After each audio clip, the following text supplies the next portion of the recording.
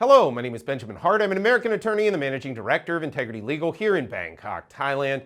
As the title of this video suggests, we're discussing actually marriage visa applications subsequent to a denial of a non-immigrant visa. So that's like a tourist visa or a student visa pursuant to Section 214B. As we've discussed in other videos I've made here recently, one is going oftentimes to be denied if they're applying for a tourist visa to the United States or a student visa to the United States due to what's called Section 214B of the Immigration and Nationality Act. That section of the Act basically stipulates that the consular officer must be sufficiently satisfied that the applicant has relevant strong ties to their home country and relative weak ties to the United States. It's oftentimes the weak ties part of that analysis that gets people a denial. Meanwhile, as we've discussed in other videos, that type of denial is subject to what's called the doctrine of consular absolutism or consular non-reviewability, i.e. the visa officer who makes such a determination, in most cases a denial, is not subject to any type of appeal or review. Their fact-finding is final, basically, is the thing to understand about that. So it's not an infrequent thing to see tourist visas, student visas denied here at the U.S. Embassy in Bangkok. And the question is, what happens subsequent to that? Will that have an impact on like a K3 or a CR1 or an IR1 marriage visa application? The answer is, as a practical matter, I deal with a lot of cases involving married couples where the American's usually a citizen or a green card holder in the U.S.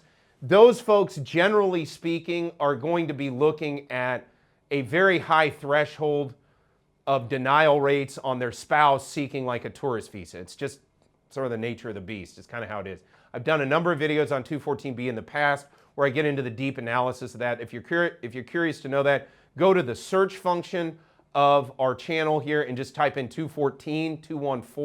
You'll get a whole bunch of email or videos of that. You can also go to the resource section of legal.co.th over on our website where we've transcribed a lot of the videos. You can type in 214 or 214B and you'll get a ton of videos as well over the years where I'm talking about 214B. Point I'm trying to make with this video is, can you subsequently apply for for example, an immigrant spouse visa, CR1 or an IR1 visa, or a non-immigrant spouse visa like a K3? The answer is yes, you can apply. Will the prior denial have an impact? They'll see it.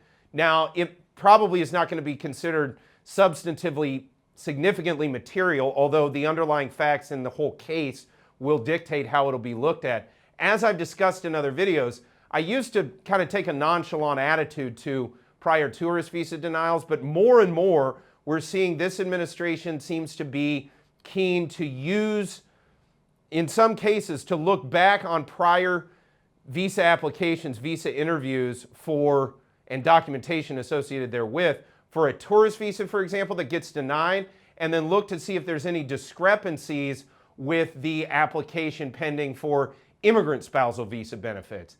Under some circumstances, if it's deemed that there was some kind of misrepresentation or if there's some discrepancy between the facts given in a prior denied case versus the facts which are offered up in a subsequent immigrant spouse visa case, if there's some sort of discrepancy, they might want to scrutinize that. That's becoming kind of more of a thing.